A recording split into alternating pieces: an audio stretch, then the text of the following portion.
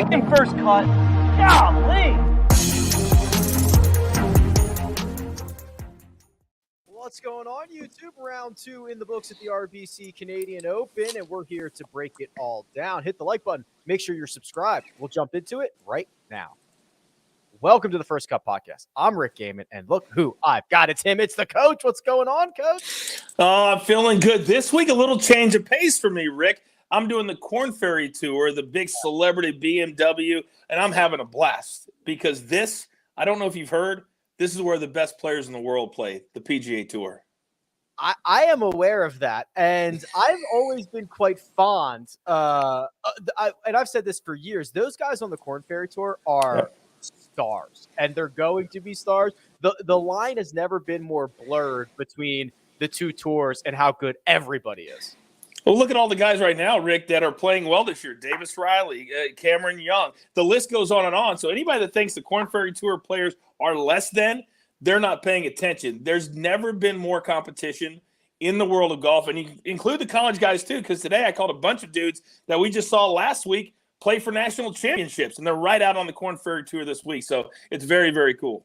Yeah, it is. It's awesome, awesome stuff. All right, Coach. Well, our friends to the north in Canada are putting on a great event, the RBC Canadian Open, where after round 1, Wyndham Clark was in the lead at 7 under. And, Coach, after round 2, Wyndham Clark is in the lead at 7 under. It hasn't moved, and there's now a ton of guys in the mix.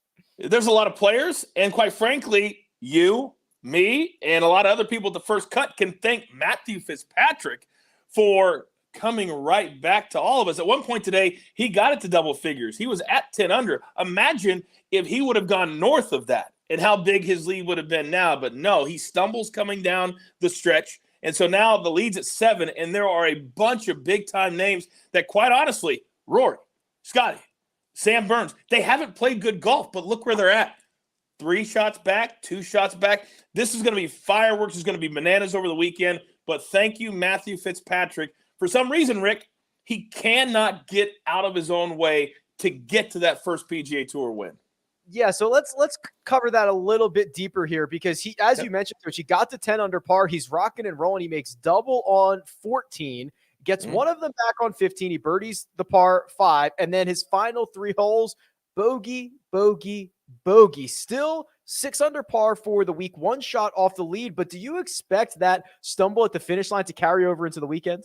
I do. I really do. And side note, I want to head-to-head with Shane Lowry. Thank you, Matthew Fitzpatrick. However, we saw this with Cam Smith a week ago. It's very, very difficult for players after the 36 holes to flip the switch as opposed to just after 18 holes like Cam did yesterday and flip it over to today. I think the way it ended today for Matthew Fitzpatrick, and he has a history of doing this, Rick, he's just not a guy that can stay consistent through 4 rounds. And when he starts to go south, he goes south quickly. So if I was to predict right now, he is in a tie for second. I don't think he's going to finish inside the top 5. I don't think he's going to drop, the bottom won't drop off, but I don't see him contending come Sunday, no. Okay, well, how about Rory McElroy? 66-68 to open his week. Now that's just 1 shot off Wyndham Clark's pace. And, Coach, we say this often with Rory McElroy. If you watch every shot that he hits on PGA Tour Live, you always think he left a couple out there. I never think Rory plays all that well, and here he is, just 1 shot off the lead. It's actually a testament to how good he is that he can not have his best stuff and still be in the mix. I literally had this exact same conversation with my partner, James Nitties, who played on the Korn Ferry Tour, won on the Korn Ferry Tour. And I said, how does Rory McElroy, when you get to watch him on PGA Tour Live, on the 5th hole today, for example, he was 97 yards out. His approach was 50 feet. His approach was 50 feet from a 100-yard shot. I said about Victor Hovland, I'll say the same thing about Rory McIlroy. I don't understand how you're a major champion. I don't understand how you've won almost 20 times on the PGA Tour with the iron game from 100 to 125 that Rory McIlroy possesses. I don't know how he's done it. That shows how great he can be. But the fact that he is just 1 back with the way that he hit his irons today, whoo, if I'm the field, I'm scared. And I'm scared. Now, I'm trying to remember who on First Cut this week, Rick, picked Rory McIlroy to win. I can't remember. Oh, that was me.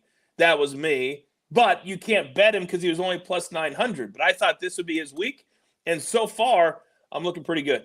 Yeah, we don't cash those tickets. We don't go to the pay window, Coach, on a Friday night. That's true. That's true. We've learned those lessons the hard way. Trust me, for sure. How about this? One of the big movers of the day was Cameron Smith, who was horrible on Thursday. 6 over 76, did not make a single birdie.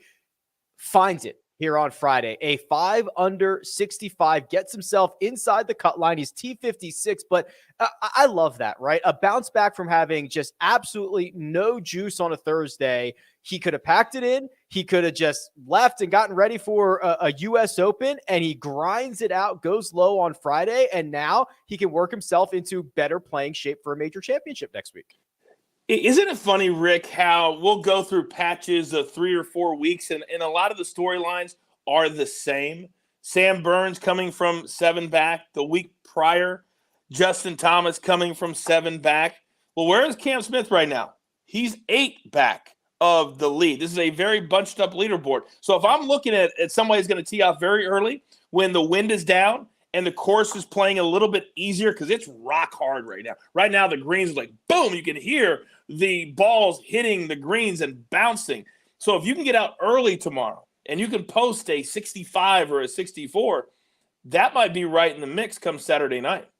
You know, Coach, I'm so glad you mentioned that. That's 8 shots from the leader to the cut line.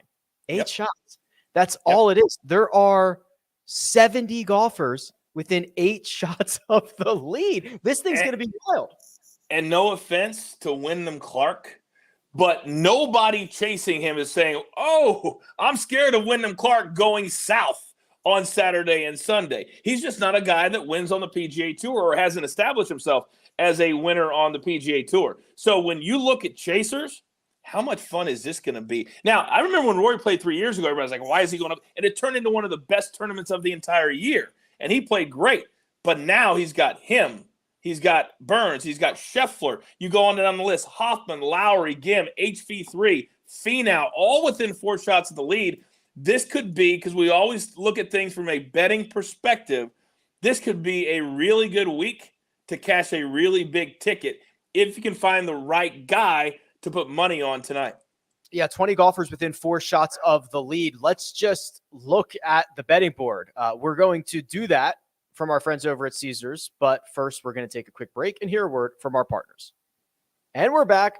Okay, Coach, well, probably no surprise here that with his just being 1 shot back, Rory McElroy is indeed the favorite over at Caesars. He's plus 330. Matt Fitzpatrick plus 450. Scotty Scheffler lurking. He is 7-1. And then you start to get into double digits. So let's start with the top here, because obviously Caesars is going to give us the big boys at the top of the board. As far as the larger names go, is there one that you're interested in here, or should I keep scrolling? No, I'm good there. Sam Burns is my guy. Because if anybody watched him today, he played really, really good. He didn't play good on Thursday, but today he found it. And so he's a guy that's going to be pushing forward. Scheffler figures out a way to score even when he doesn't have his best stuff. He's not playing that great this week. So the fact that you're getting $500 more or numbers, whatever you want to call it, and they're tied. They have the same exact score, Burns and Scheffler. So to me, you get Burns at plus 1,200. Sprinkle a little bit on him tonight. Then if he jumps up the leaderboard, now you can hedge that bet on Sunday with somebody else if it's Burns and whoever. But you might even be able to get a better number on Sunday based off what he did 2 weeks ago. But Burns is my guy because he does not care where he's at. He's going to go out there and shoot as low as he can go. Yeah, and, coming off the victory, it doesn't matter. And he's kind of proven that in his career. He just gets back to business and he keeps on trucking. A little bit further down board, you can find Tony Finau at 25-1. You can find, let's see, how far back are some of these guys? Probably too far back. Tony Finau, I'll tell you what, I know he's got this designation of not winning enough, Coach, but the game is sharp. The metrics are there. He's lurking. 25-1 is probably longer than he was before the tournament started, and he's only a couple back. Yeah, it absolutely is longer than where it started. I can't help but think of Mark Immelman teasing me a few weeks ago when I said on First Cut that Tony Finau hit it as well at the Mexico Open as anybody in the entire tournament. He's like, Coach, I've been out there and I've seen the game. No. I'm watching this every single week. So he would be a guy, and Finau's at 3 under. So we're talking you're getting almost double the odds and you're only giving up 1 stroke. So to me, I would sprinkle Cam Smith at 12,000, just a little sprinkle, put a little on Finau, and put a little on Sam Burns. And I think you've got all 3 sections covered because there's no value at the top. So to me, those would be the 3 guys that I would go with. I love that. And then, Coach, before we get out of here, 2 more rounds to go before it's U.S. Open time. And a lot of these guys are going to be trying to get their game in shape. A lot of them are still trying to get in. There's one spot being held to get into the U.S. Open. So there's plenty at risk here. This is going to be, I think this is shaping up to be an unreal weekend in terms of the way the leaderboard we've got and just the situation with everything that's happening. The next 8 days could be potentially the craziest 8 days that we've ever seen in the history of golf. I mean, the USGA, they're not running from it. The very first press conference on Monday afternoon is Phil Mickelson, who lost in all of this, is still trying to complete the career Grand Slam at the U.S. Open. That's a big-time storyline regardless of where he is playing right now. But you're going to have guys coming from there. You're going to have guys from here that I think JT, I think Rory, I think Scheffler, I think they're taking it a little bit personal that those guys have decided that money is more important than legacy, than what you leave behind, than playing against the very best players in the world. If you want to beat Wade Ormsby and make $4 million, Godspeed. But at some point, because I've been through this before, when you wake up and some place is making you play 15 times a year and you're playing like crap, how much are you going to enjoy that no matter how much money you have in the bank? Motivation matters. I think next week, and you're going to be there, is going to be awesome from an interest standpoint. You got to be excited. How excited are you? I mean, I'm amped. I can't. I mean, there's so much going on. You mentioned it. Now it's almost like you've got these villains coming back, and it's just going to be nuts. It's going to be absolutely. Yeah. And Brookline is awesome, and I cannot wait. I really cannot wait. I'm excited to see what you and Kyle do up there, and this is. There's a lot of people that have contacted me, Rick, and they said, "Doesn't this make you feel awkward, or are you in a weird position?" This is what we live for. Competition is what it is, no matter where it comes from. I went through this when I was in the WWE, and if nothing else, it makes certain people, makes certain organizations do things better or make changes. And sometimes that's a good thing. So this is not awkward for me at all. I'm excited just to be in the mix, to be able to work for one of these organizations. You too. I would rather be doing this than sitting at home watching me and you do this, sitting at home watching somebody get to go to U.S. Open and be in a press conference. That's a little bit awkward. This is what we live for, baby. This is what we live for. Let's go.